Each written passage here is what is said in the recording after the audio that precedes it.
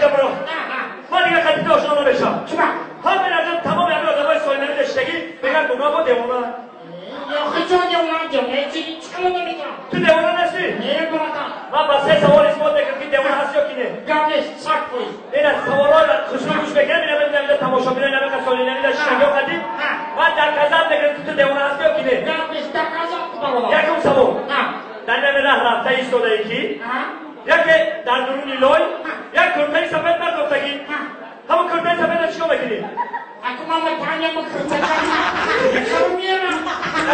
در حقیقت دیوونه یوخی آن همه باشو بدن چیکار میکنم؟ یک شما کنه گیرم همون کرتای را درون لای نه بردارم داری پکه نبار میکنم ببرم خونم سترانی ماشینه خطی بشم و تو کش میکنم بپشم تو میگی بتر نمیتونم تو کشتاش نمیده بالکل انا در همین راه رفته ایستاده ای کی یک پسر خوشرویه خانمی زیبا در همون راه ایستادگی چیکار میکنن؟ چیکار میکنن؟ دیوانه شما یا چوکا میگیرم دخترکا میمانم در دورمی پاکت میندازم ببرم بشم تو کش میگیرم میپسم انا بابا شما میدونی چیکار میکنم؟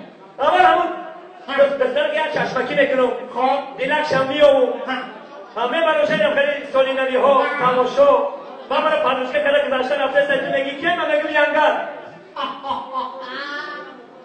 اکو دختر بشوری بیاد قدی نگشته خیلی بیا پند بکافی بیشتر بعد کنه در نمی راه رفته ایستاده ایکی در همون در نام داری میگو که خر منگر همه خرا چیکار میکنی؟ خری بازی بکن بیاد تکم داره بکن ای تکم داره نرم یکم که اصلا رو بگیم دختری خولا دیلکش میام بگیم ببرزن کیلوتر سویلمی سویلمی تماشا بگیریم گرچه باشکت این تا زوبایشکش میخوام از چخشک کلام بیرید که بگوی که یا میانگم